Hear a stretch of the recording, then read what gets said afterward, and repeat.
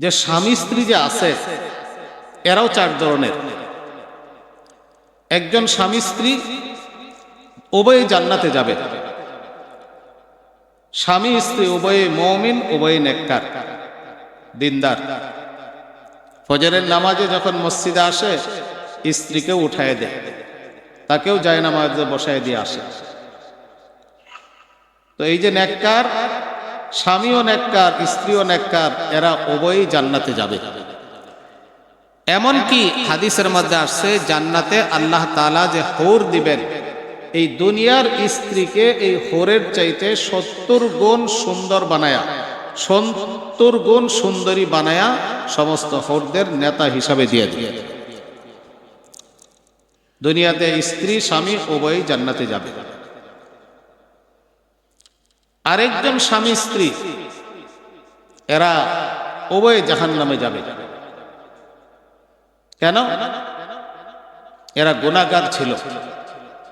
যেমন স্বামী স্ত্রীর মাঝে তালাক সংগঠিত হয়ে গেছে, এমন কথা বলে দিছে যে তালাক হয়ে গেছে, কিন্তু তালাক হওয়ার পরে শরীয়ত অনুযায়ী বৈধভাবে তারা থাকতেছে না। তারা তালাক হওয়ার পরে অবৈধভাবেই তারা একসাথে জীবনযাপন করতেছে। আপনাদের কাছে এই তথ্য আছে কিনা? আমাদের কাছে এই তথ্য অনেক আছে। তালাক দিয়ে দিছে, একটা আলহামদুলিল্লাহ বলার দ্বারা একটা অপরিচিত মেয়ে আপনার জন্য বৈধ হয়ে যায়। এরকম তালাকের শব্দ বলার দ্বারা তালাক হয়ে যায়। অনেক স্বামী স্ত্রী একে অপরকে তালাক দিয়ে দিছে, এটা গোপন রাখছে, অথবা তারা এটার শরী পন্থা অনুযায়ী বৈধ না করে অবৈধভাবে জীবনযাপন করতেছে। এরকম স্বামী স্ত্রীর সংখ্যাও দুনিয়াতে অনেক। তালাক হয়ে গেছে, এরা এইভাবেই জীবনযাপন করতেছে। তো এই স্বামী স্ত্রী উভয়ই জাহান্নামে যাবে। একসাথে থাকতেছে, দেখতেছে, জেনাল আইন আর নজরু, স্ত্রীর দিকে তাকাইতেছে, জেনার গুনাহ হইতেছে। স্ত্রীর কথা শুনতেছে, কানের গুনাহ জানা হইতেছে। স্ত্রীকে হাত দিয়ে স্পর্শ করতেছে, হাতের গুনাহ হইতেছে। স্ত্রীর দিকে পায়ে হেঁটে অগ্রসর হইতেছে, পায়ের গুনাহ হইতেছে, জানা হইতেছে। এগুলো ছোট জানা। আরেকটা হলো ওই স্ত্রীর সাথে সহবাস করতেছে, এটা হলো বড় জানা হইতেছে। ছোট বড় সারা দিন সে জেনার মধ্যে লিপ্ত। তাকাইতেছে, যতবার তাকাবে ততবার চোখের জানা হবে। 100 বার দিনে তাকাইলে 100টা চোখের গুনাহ হবে, 100টা কথা শুনলে 100টা কানের গুনাহ হবে। যতবার সহবাস করবে ততবার জেনার গুনাহ হবে। অন্য জায়গায় অন্য মেয়ের সাথে জেনা করলে যে গুনাহ হইতো একই গুনাহ। কেন? তালাক দেওয়ার পরে তার নিজের স্ত্রী থাকে না, অন্য মেয়েদের মতো হয়ে যায়। বুখারী শরীফের হাদিস, আল্লাহ নবী সাল্লাল্লাহু আলাইহি সাল্লাম বলেন যে দুইজন ফেরেশতা আমাকে স্বপ্ন যুগে নিয়ে গেছে, বিভিন্ন জিনিস দেখাইছে। তার মধ্যে একটা হলো যে এক জায়গায় দেখলাম যে ওই যে নান রুটি বানায়, তন্দুল বানায় যে চুলা, ওইটা তো দেখছেন, মুখটা থাকে ছোট আর ভিতরে থাকে প্রশস্ত থাকে।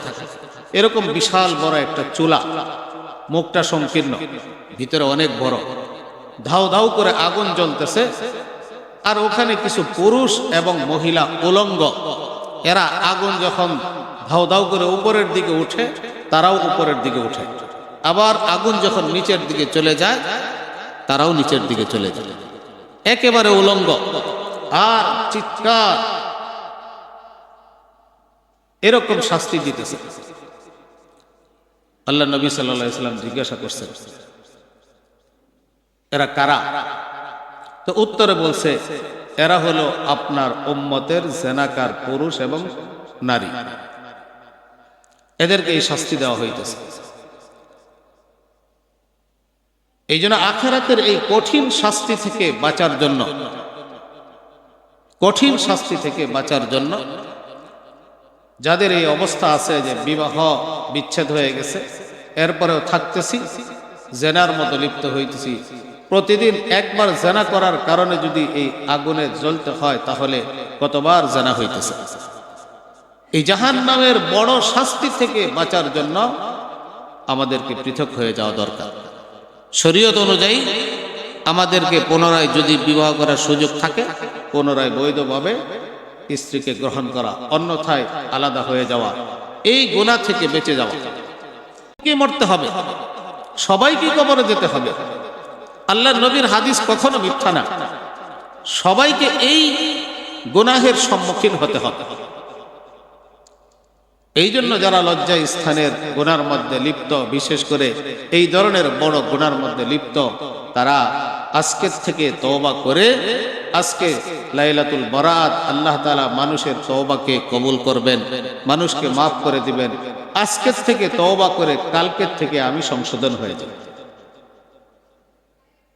আখিরাতের শাস্তিকে সামনে রাখেন, আল্লাহ নবীর কথাকে বিশ্বাস করেন। আমার চোখের দেখা জিনিস মিথ্যা হতে পারে, আল্লাহ নবীর কথা মিথ্যা হতে পারে। জেনাকারদের শাস্তি এটা হবেই। এই জন্য সাহাবীদের মধ্যে একজন ছিলেন মায়েজে আসলামী, বিবাহিত ছিলেন, জেনা করে ফেলেছে এক মহিলার সাথে। এরপরে তো হাদিস জানেন যে জেনাকারের শাস্তি এরকম, যেটা আমি বললাম, আরো শাস্তি আছে। জেনাকারের অনেক শাস্তি বয়ান করছে, তার মধ্যে একটা শুধু আমি আপনাদেরকে শোনাইলাম। অনন্তকাল জাহান্নামের আগুনে এইভাবে জ্বলতে হবে। তো মায়েজা আসলামী আখিরাতের শাস্তিকে স্মরণ করে আল্লাহর নবীর কাছে চলে আসছেন। আয়েশা সামনে দিয়ে যায় বলছেন, ইয়া রাসূলুল্লাহ তাহহিরনি, হে আল্লাহর নবী সাল্লাল্লাহু আলাইহি সাল্লাম, আমাকে পবিত্র করুন। হুজুর বলেন, কি গুনাহ করছো? কোন গুনাহ থেকে তোমাকে পবিত্র করব? তো বলে যে ইন্নী জানাইতু ইয়া রাসূলুল্লাহ, আমি জানা করে ফেলেছি। আল্লাহ নবী সাল্লাল্লাহু আলাইহি সাল্লাম তার থেকে চেহারা ওইদিকে ফিরাই নিলেন।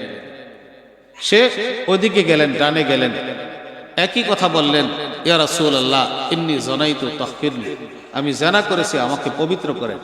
আল্লাহ নবী অন্যদিকে চেহারা ফিরলেন, এরকম চতুর্দিকে চেহারা ঘুরিয়ে নিলেন। কেন? আল্লাহ নবী চাইতেছেন সে নিজে নিজে তওবা করে নেয়। কারণ জানা যদি স্বীকার করে নেয়, প্রমাণ হয়ে যায়, তখন শাস্তি দিতেই হবে সেটা।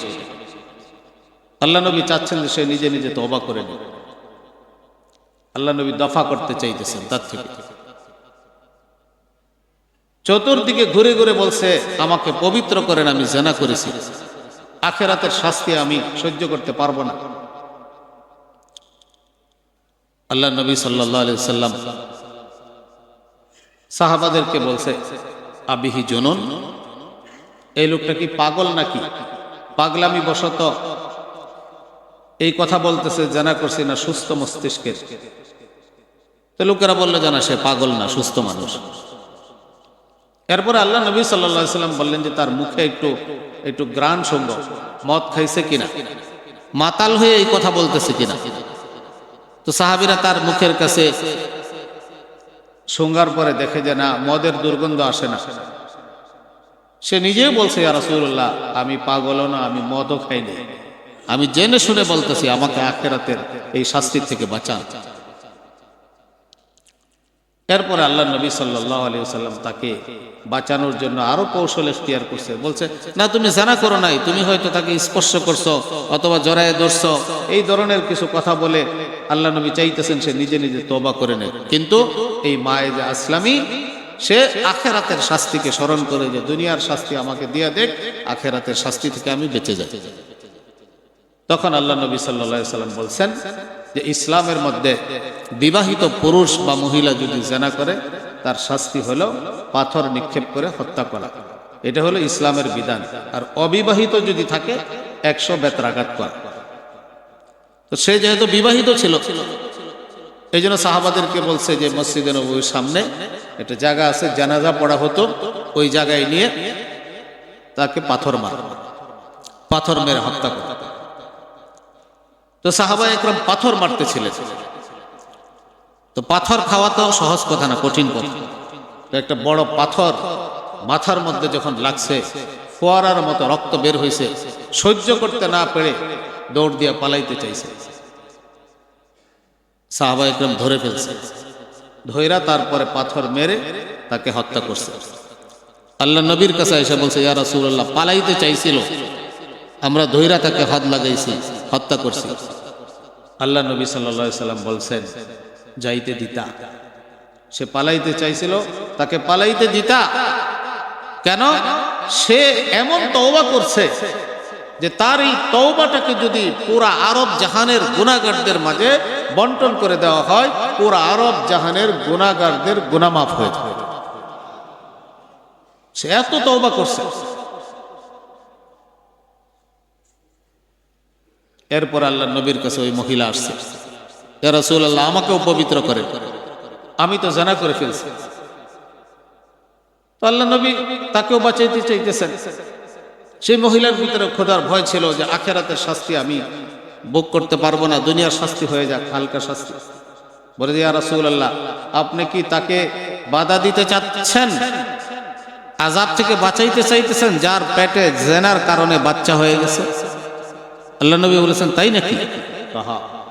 আচ্ছা ঠিক আছে, তোমার পেটে বাচ্চা আছে, বাচ্চা প্রসব হোক, তারপরে তোমাকে শাস্তি দেওয়া হবে।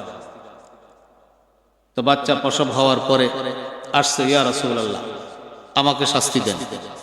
দেখেন কত বড় আল্লাহর ভয়, আখিরাতের ভয়, আখিরাতের এই জিনার শাস্তি থেকে। এই যে বাচ্চা হইছে, আপনি বলছেন বাচ্চা হওয়ার পরে আমাকে শাস্তি দিবেন, আমাকে শাস্তি দেন। তো বলে যে না, এই যে বাচ্চা, ছোট বাচ্চা, এখন তোমাকে যদি হত্যা করা হয়, এই বাচ্চা দুধ পান করবে কোত্থেকে? এই বাচ্চার কষ্ট হবে, বাচ্চা দুধ ছাড়ানো হোক, বাড়তি খাবার খাক, তারপরে তুমি আসবা। এক সাহাবীর দায়িত্বে দিয়ে দিছেন এর বরণ পোষণে। এরপরে বাচ্চা দুধ ছাড়ানো হয়েছে, রুটি খাওয়া শিখছে। এই বাচ্চার হাতে রুটির টুকরা এই বাচ্চাকে কোলে নিয়ে আল্লাহ নবীর কাছে আসছে, ইয়া রাসূলুল্লাহ, আপনি ওয়াদা করছেন আমাকে পবিত্র করবেন গুনাহ থেকে। এই যে বাচ্চা এখন রুটি খাওয়া শুরু করছে, দেখেন তার হাতে রুটি। তখন আল্লাহ নবী সাল্লাল্লাহু আলাইহি সাল্লাম এই বাচ্চাকে আরেকজনের দায়িত্বে দিলেন, একে বরণ পোষণ করবা। এরপরে এই মেয়েকে রজম করে পাথর নিক্ষেপ করে হত্যা করেছে। তো এই সাহাবাদের মধ্যে এই ভয় ছিল যে আমি যে এই গুনাহটা করতেছি, আখিরাতে এইটা শাস্তি তো ভোগ করার ক্ষমতা আমার নাই। আল্লাহ পাক কি বলছেন? ইন্নাহু মাইয়াতি রাব্বাহু মুজরিমান ফাইন্না লাহু জাহান্নাম লা ইয়ামুতু ফিহা ওয়া লা ইয়াহইয়া। অপরাধী হয়ে যারা যাবে, তারা জাহান্নামের আগুনে জ্বলবে, সেখানে তাদের মৃত্যু হবে না, তো অনন্তকাল শাস্তি ভোগ করতে হবে। তো তার চাইতে আমার এই দুনিয়াতে এই শাস্তি ভোগ করা এটা সহজ। এই জন্য আমার ভাইয়ের, যেই সমস্ত স্বামী স্ত্রী তালাক হওয়ার পরেও তারা নিজেদের মধ্যে এইভাবে মেলামেশা করতেছি, নিজেকে জাহান্নামের আগুন থেকে বাঁচার জন্য, কবরের সাপ বিচ্ছু ছেড়ে দেওয়া হবে, এর থেকে বাঁচার জন্য আজকে রাতে তওবা করে আমরা ফিরে আসি, বৈধভাবে সমাধান করে নিই। আর বৈধভাবে সমাধান করার কোনো সুরত যদি না থাকে, বিজ্ঞ ওলামাদের সাথে মশার, তাহলে আলাদা হয়ে যায়, আলাদা হয়ে যায়। আল্লাহ নবীর যুগে এরকম ঘটছে। এক সাহাবীর বিয়ে হয়েছে, নতুন বিয়ে হয়েছে, এরা প্রথম রাত্রে থাকছে, পরের দিন সকালে এক কালো মহিলা আসছে, আয়েশা বলছে যে, আরে তোমরা যে ছেলে মেয়ে বিয়ে করছো, তোমাদেরকে ছোটবেলায় আমি দুধ পান করাইছি, তো তোমরা রাজাই দুধ ভাই বোন হয়ে গেছে। তো ছেলে মেয়ে ওলারা বললো যে, আপনি তো কখনো বলেন নাই আমাদেরকে, তাহলে তো আমরা এইভাবে বিয়ে করতাম না। দুধ ভাই বোন বিবাহ করা যায় না, যেরকম আপন ভাই বোনের বিবাহ নাই, অবৈধ। এক মায়ের স্তন থেকে যদি দুধ পান করে কোনো ছেলে মেয়ে, তাহলে তাদের মাঝেও বিবাহ শাদী চলে না, হারাম। আল্লাহ নবীর কাছে মাসলা নিয়ে গেছে, আল্লাহ নবী তাদেরকে পৃথক করে দিয়েছে। নতুন বিয়ে হয়েছে, পরের দিন মাসলা আসছে, পৃথক হয়ে গেছে, জানার পরে আলাদা হয়ে গেছে। তো স্বামী স্ত্রীর মাঝে যদি এরকম তালাক হয়ে যায়, বিচ্ছেদ হয়ে যায়, এইভাবে যদি কেউ থাকতে থাকি, বৈধভাবে সমাধানের কোনো সূরত যদি থাকে, সমাধান করে নেই, তা না হলে বিচ্ছেদ হয়ে যায়, আখিরাতের শাস্তিকে স্মরণ করে। তো বলতেছিলাম যে স্বামী স্ত্রী উভয়ে জান্নাতে যাবে, এক শ্রেণীর। আরেক শ্রেণী স্বামী স্ত্রী উভয় কোথায় যাবে? জাহান্নামে যাবে, যারা অবৈধভাবে চলতেছে তালাক প্রাপ্ত হওয়ার পরেও। আরেকজন হলো স্বামী নেককার দিনদার ছিল, সে তো জান্নাতে চলে যাবে, আর স্ত্রী ছিল বদকার ছিল। লূত আলাইহিস সালাতু ওয়াস সালাম নবী ছিলেন, তার স্ত্রী ছিল এরকম ভাবে, এরকম কাফেরা ছিল, সে জাহান্নামে যাবে। ফেরাউন সে কাফের ছিল, চতুর্থ যে সে যাবে জাহান্নামে, স্ত্রী যাবে জান্নাতে, হযরত আসিয়া জান্নাতে যাবে। এই জন্য স্বামী স্ত্রীর মধ্যে দুই স্বামী স্ত্রী উভয় জান্নাতে যাবে, অথবা উভয় জাহান্নামে যাবে, অথবা স্বামী জান্নাতে যাবে স্ত্রী জাহান্নামে, অথবা স্ত্রী জান্নাতে স্বামী জাহান্নামে যাবে। এটা কেন হবে? তো এই লজ্জা স্থানের গুনাহ আর এই মুখের গুনাহ থেকে বাঁচার কারণে, আর না বাঁচার কারণে।